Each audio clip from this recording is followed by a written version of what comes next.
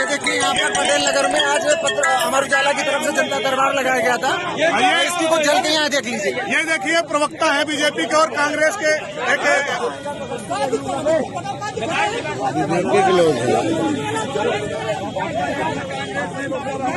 Media की द्वारा सभी राजनीतिक पार्टियों के जिला प्रवक्ता के द्वारा डिबेट होना था। वहाँ पर कांग्रेस के जो नेता हैं बबलू कालिया, वह जिला पंचायत सदस्य भी रह चुके हैं। उसके साथ वर्तमान समय में वह कांग्रेस के नेता हैं और वर्तमान समय में वह वहाँ पर जिला प्रवक्ता की भूमिका निभा रहे थे। उसी समय भारतीय जनता पार्टी के जो प्रवक्ता अफरा तफरी मस्ती है और बबलू कालिया को बोलने नहीं दिया जाता है और उसके चलते उनके साथ मारपीट की जाती है और मारपीट करने के बाद सभी लोग भाग जाते हैं। तो यह सवाल बहुजन समाज के, ओबीसी समाज के लोगों से है। वहाँ पर समाजवादी पार्टी के लोग भी थे, लेकिन वह लोग देख रहे थे इस मारपीट को। तो सवाल यह है कि हम लोग जब आज वर्तमान समय में भारतीय जनता पार्टी की सरकार के समय में यह बात देखते हैं कि जो मारपीट की जो ज़्यादा देखने को मिलता है वह ओबीसी के नेताओं के साथ हैं। यदि वो बीजेपी में हैं तो उनका शोषण हो रहा है, लेकिन वह लोग गुलाम हैं, वो लोग आवाज़ नहीं करते हैं। लेकिन जो विभिन्न राजनीतिक पार्टियां हैं वहाँ पर ओबीसी के लोगों का उत्पीड़न हो रहा है। जैसे कि यहाँ पर बबलू कालिया के साथ जो बर्ताव किया गया, लेकिन वहाँ पर दूसरे राजनीतिक पार्टियों के द्वारा वह देखा जा रहा था।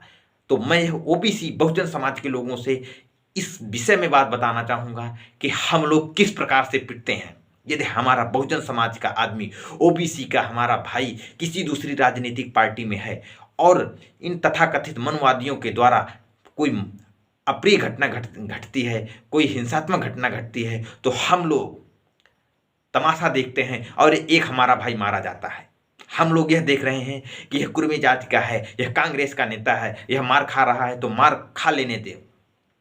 उसी प्रकार जब कभी समाजवादी पार्टी के किसी यादव या कुर्मी के साथ ऐसी व्यवहार होती है तो हमारे ही ओबीसी के समाज के लोग दूसरी राजनीतिक पार्टियों में हैं, वह देखते हुए यह कभी सोचते हैं कि समाजवादी पार्टी का नेता है, मार खा रहा है, या यह सोचता है कि यह यादव जाति का है इसलिए मार खा रहा है, यह मौर्य जाति का है तो मार खा रहा है। हम आखिर क्यों बोले? आखिर हम लोग ओबीसी के लोग, बहुजन समाज के लोग, हम लोग अपने आप को 85% के आंकड़े में अपनी गिनती करते हैं, लेकिन हम लोग जब इस प्लेटफॉर्म में देखते हैं कि हमारा एक भाई मार खा रहा है और हम लोग देखते हैं, इसका यही कारण है कि हम लोग अलग अलग जगह मारे जाते हैं और हम लोग कभी यूनाइट नहीं हो पाते हैं।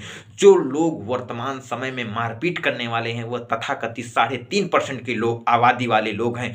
वह 3.5% आबादी वाले लोग बहुसंख्यक समाज के ऊपर किस प्रकार से गुंडागर्दी कर रहे हैं, यह हमारे बहुजन समाज के लोगों को सोचने की ज़रूरत है। जब तक हम लोग यह नहीं सोचेंगे कि हम लोग ओबीसी, एससी, एसटी, माइनॉरिटी, हम लोग सभी लोग आपस में भाई भाई हैं, तब तक हम लोग इन 3.5% के लोगों के द्वारा यूं ही पिटते रहेंगे। इसलिए मेरी यह अपील है कि हम लोग किसी भी राजनीतिक पार्टी में काम करते हैं तो हम किसी राजनीतिक पार्टी के सदस्य बाद में हैं। हम लोग यदि ओबीसी हैं, एससी हैं, तो हम लोग सबसे पहले हम भारत के मूल निवासी हैं और हम सब लोग आपस में भाई हैं।